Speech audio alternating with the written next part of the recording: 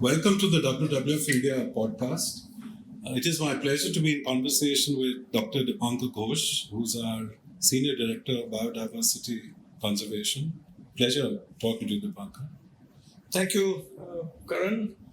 Welcome to the WWF-India Podcast special episode on the occasion of Global Tiger Day. It's my pleasure to introduce my colleague, Karan Bhalla. Karan has been a career banker for over 3 decades, and he's now the Chief Operating Officer of WWF-India. Thank you, Dipankar. Thank you. So let me start by asking you, Dipankar, what prompted you to get a doctorate in zoology? Did you have a passion as a child to get into this sphere? Well, I grew up in suburban Calcutta, chasing langurs. My dad had a kitchen garden, and we used to also grow some seasonal flowers. And every year these langurs would come whenever there are flowers or fruits and would make a mess of everything. And occasionally I would get reprimanded by dad, is that saying why I was not taking care of his flowers, So in a way it was revenge thing, is that to find out what these langurs do and how can I change their behavior. So you see, I was studying human-wildlife coexistence, although it was not known, it was more conflict at that point of time, 40 years back when I was still a kid. And that kind of prompted me to like animals. Started collecting butterflies and then beetles and during my school days. And lo and behold, when I went for my graduation, reached this particular college and I wanted to study human physiology.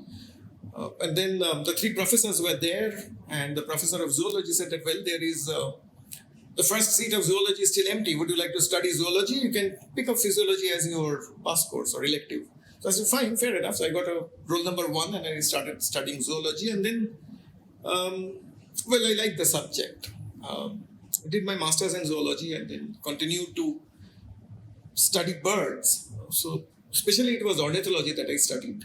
But for PhD in India, you can't have anything other than zoology if you are studying wildlife biology.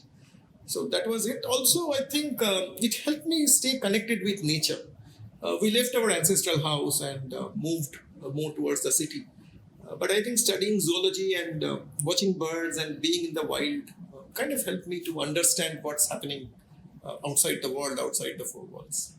So from a PhD in tragopans, you've gone to the top of the food chain, is it?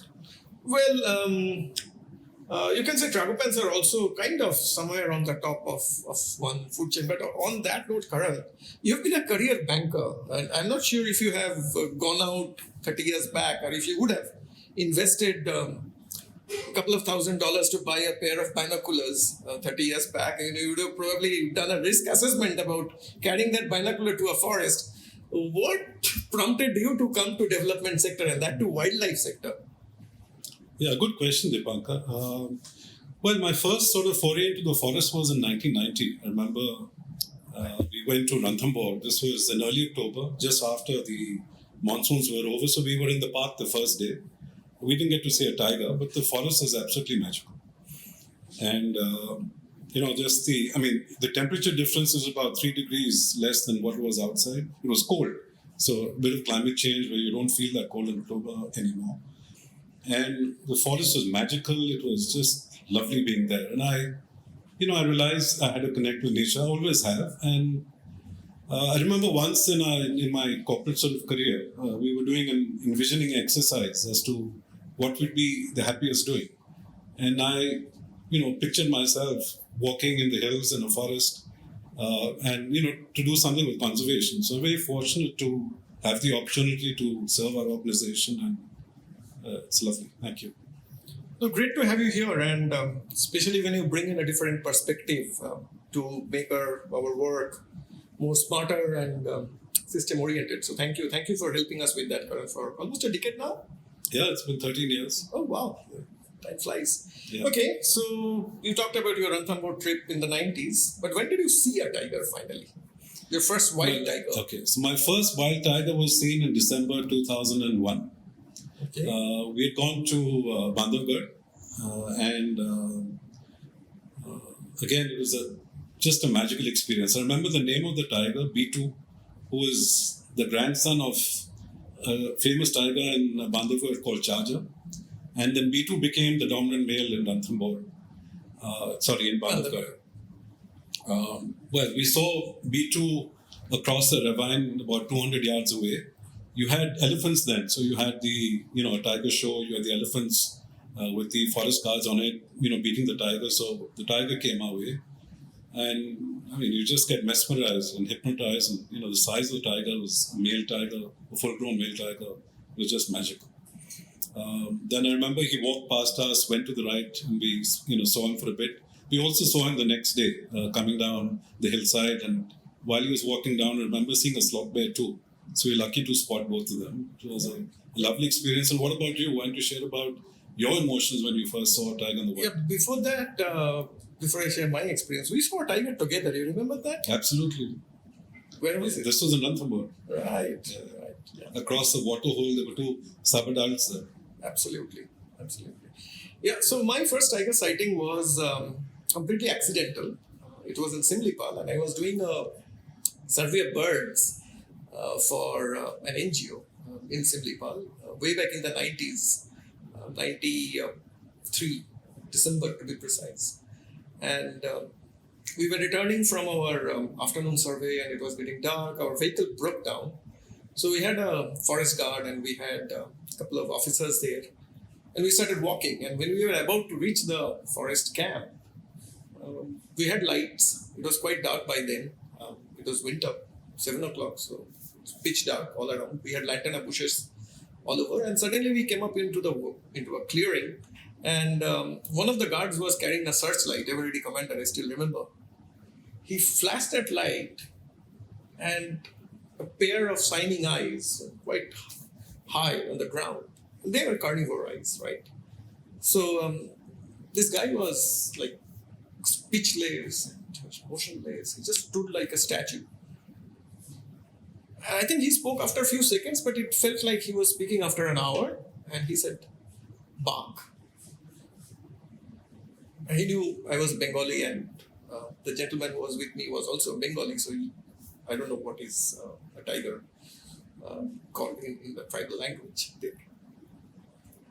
So I switched on my spotlight, and about 10 feet right of that pair of eyes, I spotted another pair of eyes. Amazing. And that was also a tiger. But anyway, we started kind of walking backwards. It was like putting ourselves on the reverse gear. And then we reached the lantana bush. And that almost felt like we were secured and covered, out from the open. We came into this bush. And we walked back. We walked back and took a longer route to the camp. The camp was nearby, 100 meters. But I think we spent walking another 10 minutes or so. Took a roundabout and went to the camp. I couldn't sleep that night. And next morning, as soon as it cleared up, I took a couple of guards. And we anyway had to go to the vehicle to pick up our stuff and start our survey on foot. So I went there to that river bank and clearing. And I remember I was wearing those duckback hunter boots. So they were my footprints. Mm-hmm. And on some of those footprints, there were tiger pug marks. Oh my God. So one tiger's pug marks were on my footprints. And then there was another tiger, a tigress, which walked away. So it was a pair. We can't say whether it was a mating pair or whether it was they were siblings also. But they, looking at them at night, we couldn't figure out the age, but they looked quite big for a sub-adult. So yeah, possibly adult tigers. Wonderful. But it was 30 years back, and I still can't forget, and it still kind of inspires me still when I think about that sighting on foot. You won't be able to do that anymore these days. Wonderful. Actually, we are so lucky in India to experience tigers. And what has India done so well? I mean, other countries are having a hard time, and India seems to have got its Tiger Conservation Act done well. No, that's a great question, Karan. And also, what I'd like to say that India has this culture of conservation. Mm-hmm. It's the national animal, and it also yields the most inspiring speech from a political leader, if you ask him or her to talk on tigers. It yields the maximum amount of emotion among a student. The animal remains as the centerpiece of our culture. We have seen overwhelming support in the country. Even if we kind of recall the last speech of our Honorable Prime Minister, he was saying that, look, tiger conservation is mandatory. It's almost like an imperative. You have to conserve the national animal, which is at the apex of the food chain. So I think if we keep that belief, if we keep that kind of trust, and if we maintain that culture, India will do better. I have not seen this kind of investment of political capital, of social capital for tiger conservation in other countries. Nepal, Bhutan, yes, to some extent. Russia, yes, to some extent. But other countries, even if there is intent, we have not seen demonstration of that intent yet. Outstanding. So it's the political will, it's just the cultural affinity people have to it, and the resources and the Indeed. and the work that has gone into it. So you interact with tiger experts the world over. What do they have to say? Is there something more that they have to say to what you just said about our successes on tiger conservation? Well, I think India already has a lot of experts for tiger conservation within the country. Globally, when I talk to experts, most of their experience is not from India, other than very few people like George Schaller, who had worked in India and spent long, quite substantial time in India studying, and his famous book, The Deer and the Tiger. Other than Dr. Schaller, there are very few well-acclaimed global scientists who have spent substantial time studying tigers in India. But scientists that I have spoken with from different countries, they also want to know about this. Is that, okay, India has science, India has all the political investment, but it's very hard to understand the culture. It's very hard to understand the emotions of a villager who stays next to a tiger reserve. We can talk about conflict, we can talk about coexistence, but you and I, who have been to Ranthambore and seen a tiger, or been to Bandhavgarh or Simlipal and have seen tigers, we have not been negatively affected or economically affected by that, by the success of conservation. But these are the people who are supporting conservation. And seldom would they say that kill that tiger, unless it has become a man-eater or so. But even then, what we have heard, people have said, take the tiger away from our neighborhood, but don't kill that animal. Trap it, put it in a cage.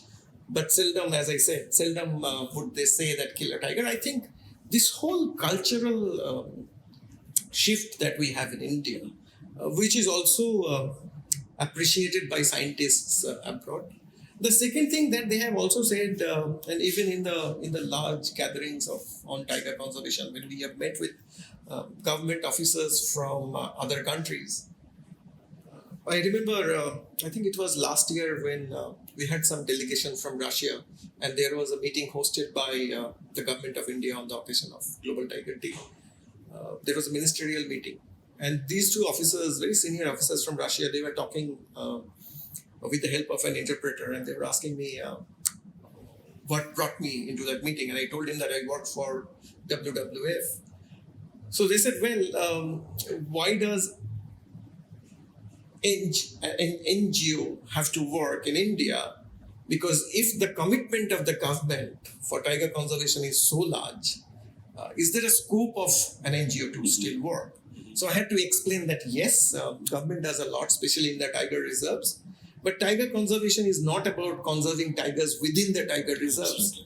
Mm-hmm. And if you have seen the latest All India tiger estimates, especially in central India, in the states of Maharashtra and Madhya Pradesh, the occupancy of tigers have increased, and mostly in territorial forest divisions.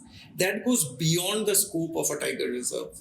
So what we need to do as a community from NGOs and as concerned citizens is to stand by the people who are conserving those tigers, be it local communities, be it from the forest department, be it from the administration. We need to support them, and we need to feel where there is a scope of improvement, or where there is a gap, whether it is for equipment or resources or knowledge. We need to support those initiatives. Okay. Sorry, it's been a long answer to That's a short question. So can you share some challenges? You alluded to some of those in your responses, but any specific challenges that you would like to talk about and let the viewers know? Well, I would say the major challenge remains as that of human-tiger conflict. And we are trying to change the narrative to human-tiger coexistence. It is easier said than done, but somehow we have to make that connect. Somehow we have to create space for a tiger to move from point A to point B. Till we do that, we will have a challenge. We are a developing country. We all know, you all need good roads. We all need power connection 24/7.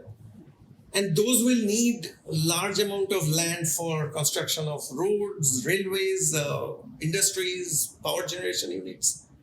Now, there has to be a balance. There has to be a balance so that we are not constructing and blocking the tiger corridors. We are not taking out their habitats. We are not denotifying a tiger habitat and changing it into an industrial hub. So I think that's going to be another challenge. A third one is from across the borders of our country. There is still a demand for tiger parts in certain Asian countries. I do not understand why one has to kill this magnificent animal and consume its skin or bones or other body parts. I mean, that's really absurd. That's really absurd. So that also remains a challenge, and that goes beyond our country. No matter how much political support we give for our national animal, this is something that we need to tackle at a global level. That demand for tiger parts has to go down, and at some point of time it has to be zero. And then only we will achieve the result of zero poaching, which is an ambitious goal. Right. So if I may just ask, is there anything different that we're doing today in terms of tiger conservation and tiger protection than what we did 10 years ago? There's some new sort of... Very interesting question. Very interesting question. I would say 15 years back, we did not have so much of technology.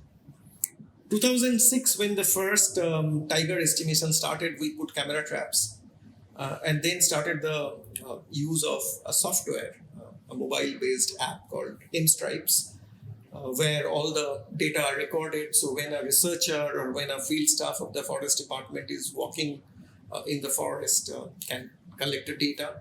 And all those data are analyzed and they are uploaded onto a server, and they are analyzed at a central facility, which is the tiger cell of the National Tiger Conservation Authority. But in terms of protection, a lot has changed.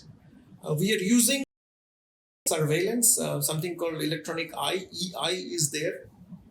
Camera traps are also used for surveillance to see what kind of movements are happening, whether tigers are going out or whether tigers are present in human-dominated spaces. I'll take a short example. Whenever we see tigers in human-dominated spaces, we put camera traps. That's for surveillance for tigers, not for anything else. Is to see that which tiger is there. Is it injured? Is it a juvenile?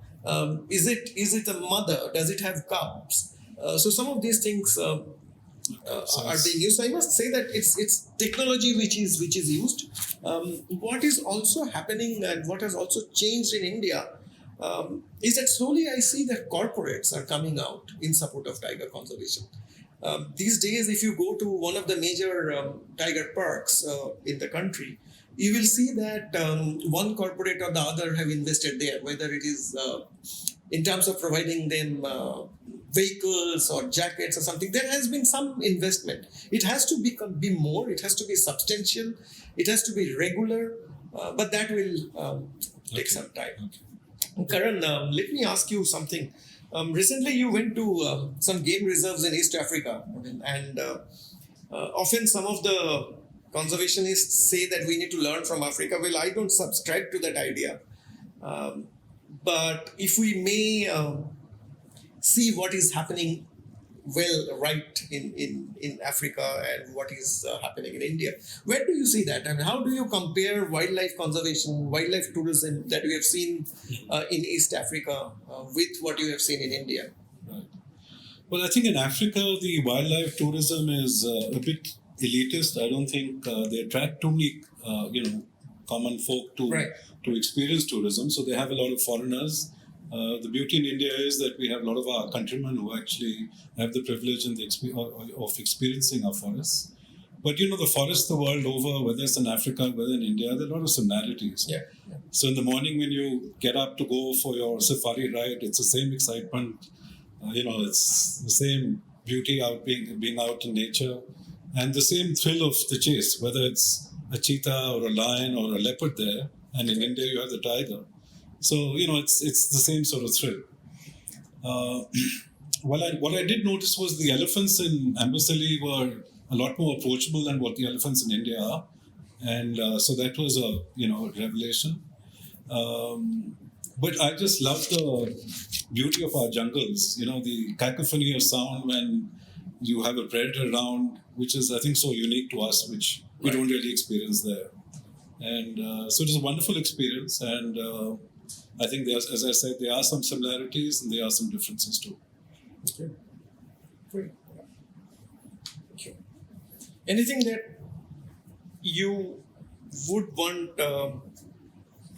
the wildlife tour operators in India to do to give them some better facilities to our country people who are going to the tiger reserves? Well, in the end, it's how responsibly tourists behave. While you have lesser traffic in East Africa, you still have, people who'd like to be the first to see something unique. But I think if, all of us play a role to ensure that we respect the time that we get with animals and don't overdo it, and let others also have a chance. Give animals their spaces so that they can, can actually be in the parks without the tension of this scrutiny from humans. Indeed. So there is, so I think there are opportunities for us to look at improving sort of behavior of tourists and others. Well, you have hit the nail on the head, Karan. I think being a responsible tourist is something that I think we need to promote and we need to inculcate among the tourists who are going in the tiger reserves. And the other thing is not just chasing a tiger. People need to go to the forest to just enjoy nature and enjoy just the beauty of what we have. Indeed. Yeah. So Dipankar, can you share, getting back onto tigers in India, can you share some of the key interventions that WWF-India has taken to support tiger conservation? Sure. When Project Tiger was set up 50 years back, WWF was key. We helped the government set up Project Tiger. That was at the very beginning.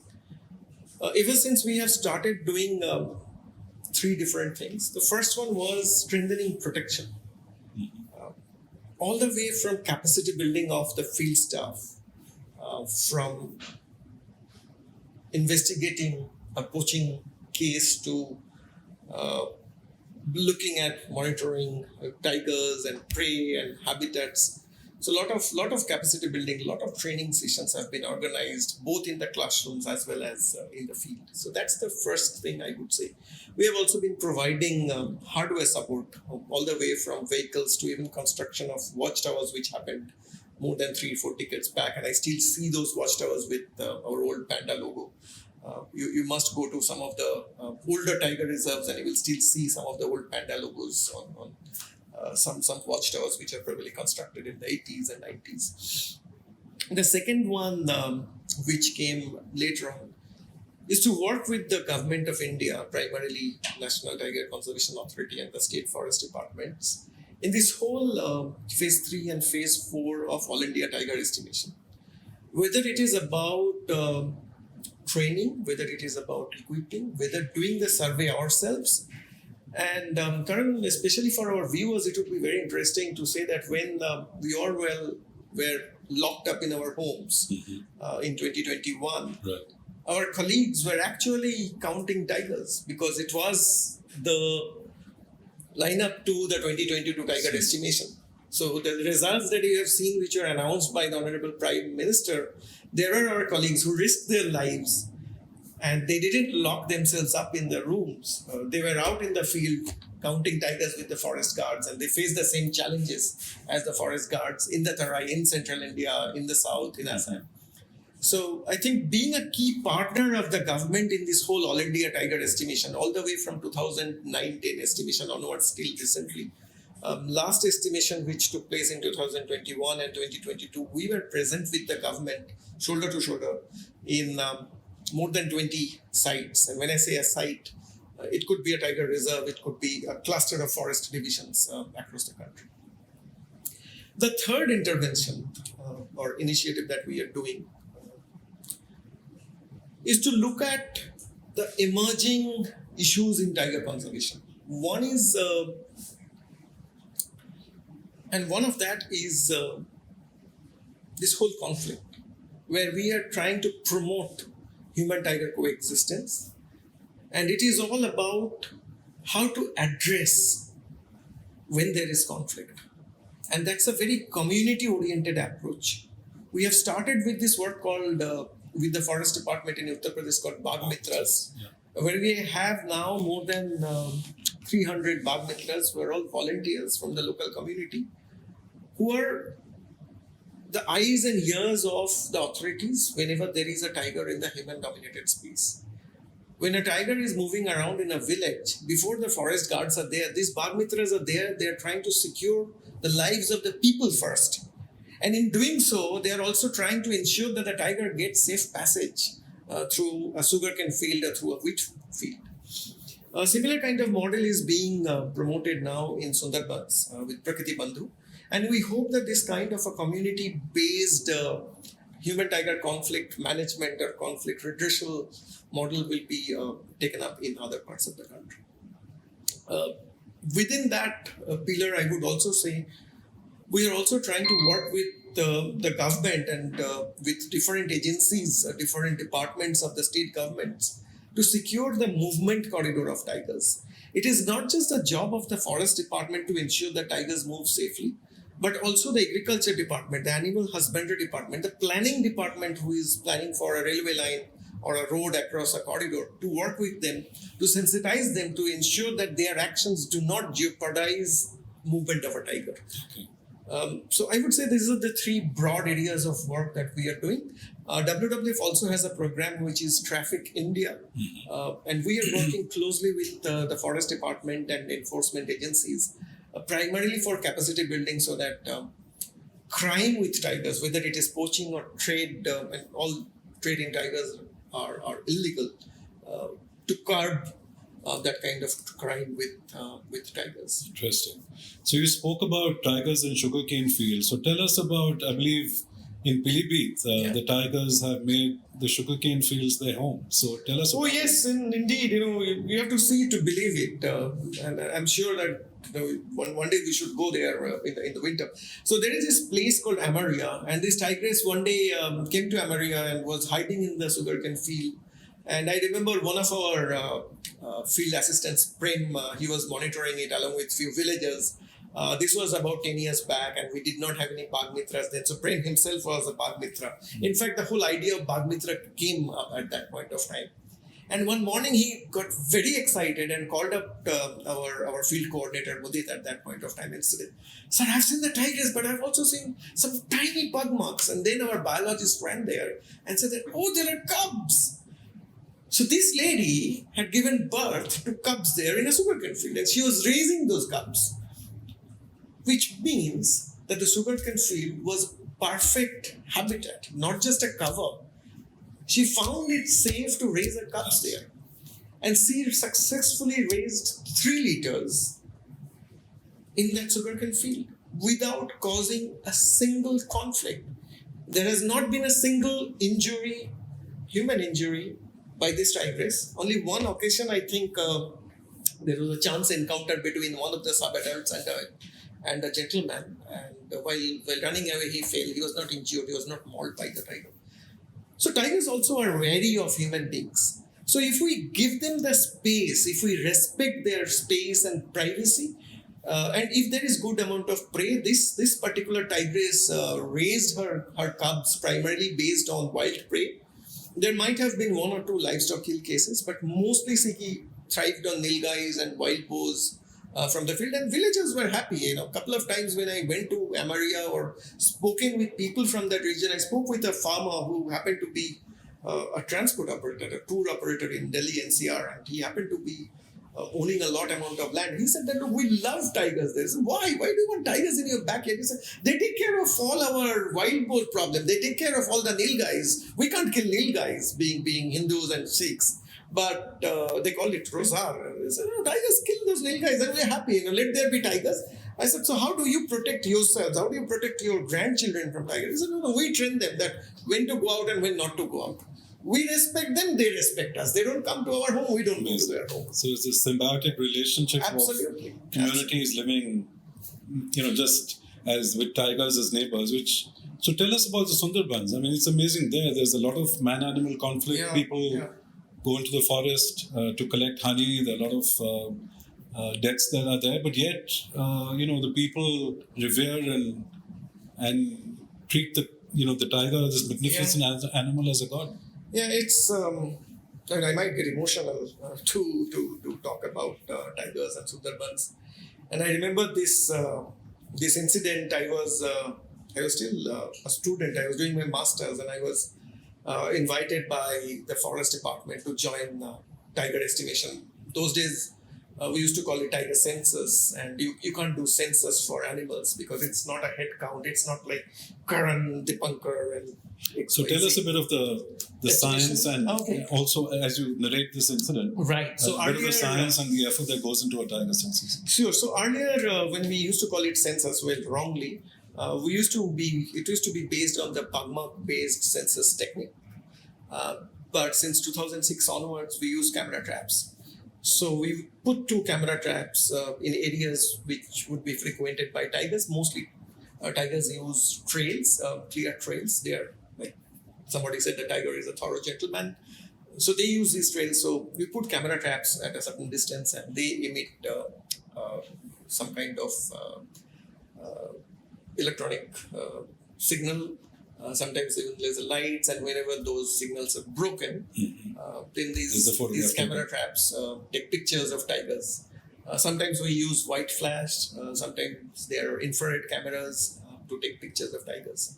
Now, the most interesting part of this is that each tiger has stripe pattern which is different from the other. Even if they are siblings, even if they are blood related, parents and children, stripes are always different. So it's like a human fingerprint with distinguishes. Correct.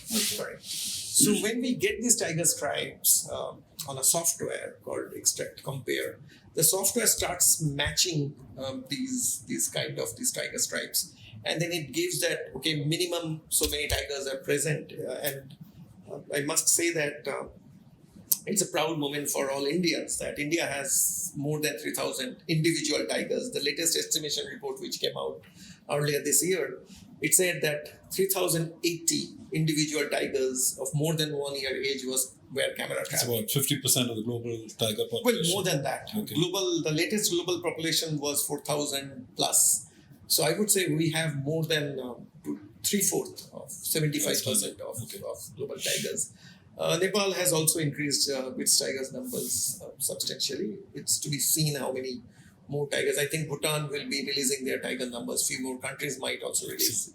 And the transects, there's a certain science to... Right, so transects are also monitored. So what happens is that we monitor transects and trails and vegetation. We also estimate prey density. And all those information are analyzed in specific software to figure out what could be minimum number of tigers. Of course, you have minimum number of tigers which are camera trapped, but we might not have covered each and every square inch of the forest to find out if that has a tiger. Mm-hmm. So it gives a range. So the minimum number of tigers, estimated number, is now 3167, and we are waiting for the upper range. Let's see. We might be in for some surprises. So getting back to the Sundarbans community. Correct. So I was there when I was a student, and we had this person who was the sailor of our boat. We went deep inside, and we were quite brave. And the forest guards were there, so we got onto the boat and went inside the. This is after Sundarbans, is it? This was after Sundarbans.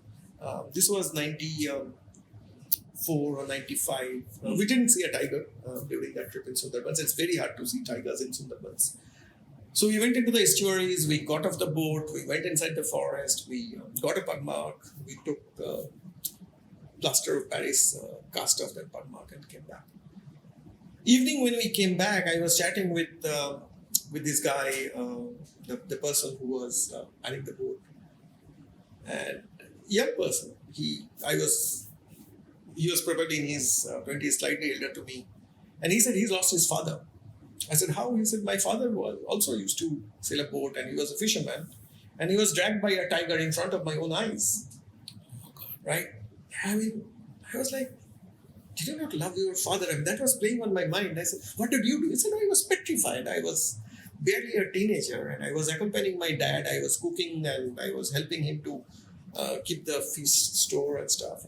So my uncle was also there. They also tried to save him from the jaws of the tiger, and he was dragged inside the jungle, and they recovered his dead body after a while. Having said that, he did not have any animosity towards the tiger. And I asked him, so what's your feeling? What are you going to tell your children? He said, oh, well, I'm not married yet. I said, fair enough, but if you ever have children, what are you going to tell the youth? You know what he said? If a tiger comes to my home, what will I do? So if I go to a tiger's home, it's his rules which apply, not my rules. So we've come to their homes, unfortunately. You come to their home. My dad went to their home to fish. Dad got killed. A similar story also came up recently, in which we documented a lady. She was very respectful about the forest. And she said that it is because of the tigers, the forests are there, and that's why the whole city of Calcutta is there. She said, I've been to Calcutta a number of times, but I also understand that when the cyclones from Bay of Bengal hit the coastline, it's the mangroves of Sundarbans which protect the city of Calcutta, and it's the tiger which protects the Sundarbans. And at the end, she also says that I lost my husband because he was killed by a tiger. Yes. Right. I don't think that they would be angry at the fact that this young man's father or this lady's husband, they were killed by a tiger. They might be angry at heart. But on the other hand, there was this appreciation for the predator in the forest. There was, I would say, a gross kind of an overall respect and reverence, as you said. Reverence. That's like almost like a god which is there, which is protecting the forest. And locals always said that we should not disturb them. And it's not much different from Sundarbans. It's a very special habitat due to the mangroves and its accessibility. But you talk about Pilivit, you talk about Sattamangalam near Coimbatore, or you talk about Maharashtra, it's all the same. Just see how local people were up in arms when this huge male tiger, T24, or also nicknamed Ustad, was captured. Ustad was... happy to see that. This is in Ranthambore. Yeah, it reportedly had killed a forest guard and a couple of people before that. And when it was captured and sent into captivity, students, housewives, artists were up in arms, putting up road shows, sending letters to the political leaders saying that don't capture this tiger. Did they not have respect towards the people who died? Well, they did have. But I talked to some of them. They said, but why blame the tiger? What wrong has he done? It's a natural instinct of a predator to go after a prey. Now, my question was the person a natural prey? Human being is not natural prey. And then they said, well, there might have been something. Maybe the person had it. Maybe it was a chance encounter, or maybe the person was doing something and the tiger got annoyed. And a single blow from a tiger can kill a human being. You don't have to bite and stuff. So I think again it comes back to what you asked, Karan, is the culture. What brings India out as a leader in tiger conservation? I think it's the culture, it's the belief, and it's people of India who have this whole emotional connect with our national animal. Yeah, so the tiger has to save our forests and we have to save the tiger. Absolutely. Yeah, absolutely. So, Karan, we're having this amazing conversation, and I also know, and I think I'm also a partner in crime. You have taken to digital photography recently, and you have also invested in a camera where you can learn photography and not just point and shoot, not like a mobile photography or taking out an iPad and trying to take a selfie with a tiger or a tusker and getting charged and killing oneself. So you're a serious photographer now. I've seen you bird watching early morning in Delhi NCR. So what was the inspiration, and what would be your advice for professionals, for career bankers, for corporates, for businessmen who appreciate nature, but they probably do not know how to do documentation. They probably do not know how to appreciate nature even more than going to a forest reserve or than watching something on Netflix. Well, firstly, I mean, my love for photography has also been, people like you have inspired me. And not to take photographs of family members, but to just take photographs of animals in the wild and nature. I think we both have a common complaint on this. Oh, yes, indeed. And so it's, one way of really experiencing nature and documenting nature. And I think everybody can experience it, whether it's their point-and-shoot cameras or whichever sort of device they have. And, just go out to the forest and just enjoy what you see there. So, it's one way of really capturing what the beauty that we have around us. And so that's what I'd like to say. I'm still a student in the game, but and yes, one's got into bird watching with, fortunate to have people like you and others in the organization who, have inspired us to pick up these hobbies, which will be lifelong and, great fun to do. Sure. All of us are learning still. Absolutely. Great, wonderful. So Dipankar, you got Isan's 14-year-old. He's 14 years old, your son. Yeah.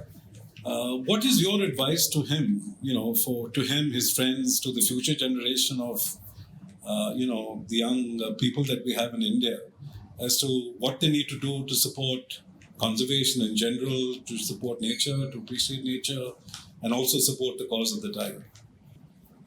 What we are trying to do, my wife and me, with Ishan, is to imbibe the sense of sustainable lifestyle in him. Mm-hmm. And which can be appreciated, which can be picked up when one goes out to the outdoors, whether we go to the mountains or to seashore, or just even a bird watching trip to Sultanpur National Park, just to understand that, well, you have to carry your bottle of water. It's not that in 15 rupees you can buy a bottle of mineral water, but where will that plastic go? So you are going out for 3 hours, so you better carry 2 liters of water, right? So that kind of thinking, that kind of an analytical mindset needs to come in for kids. And I would say not just kids, but for everyone. If we have to ensure that our future generations have a more sustainable world around them, Mm-hmm. and if we have to ensure that the natural resources, and there's only limited amount of those, Absolutely. are to be used in a more sustainable way, then the only way forward is to have a sustainable lifestyle. It will start from home, and from our home it has already started.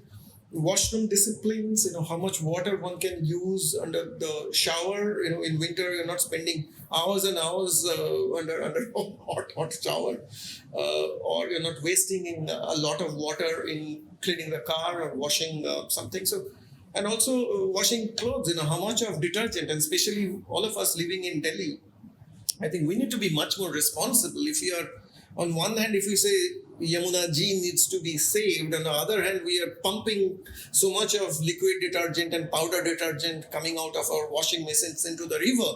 We need to be much more sustainable. I tell my son that, wear your shirts in a way so that you don't wash it every day and with so much of detergent. And if you have to wash it in normal water, just do that. But don't waste detergent also, because ultimately all of them will go to Hindon and then go to Yamuna. So some of these, I would say, lifestyle ideas, lifestyle changes need to happen. And I see that if we tell it in a nice way, then a teenager who is generally a little bit rebellious, they learn, because they want to secure their futures. Yes. And they do learn. And at times he reprimands us, or he reminds us that, Papa, I just came out of the room. You switch on the light, but the fan was still on. I had to go and then switch on. I said, well, I had to take that call. So why don't you go? So no, you have to switch off the fan. That is discipline. Switch off the fan and then pick up your call. So I think we are getting there, and hopefully we will have a better future. Thank you, Dipankar. It was lovely talking to you, and thank you, viewers.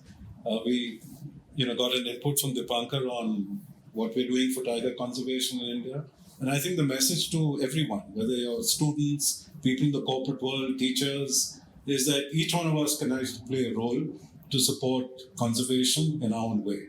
Thank you. Thank you, Karan. It's been lovely, and I'm just waiting for the rains to stop so that we can pick up our binoculars and go Absolutely. bird watching. Thank you. Thank you. Thank you, viewers.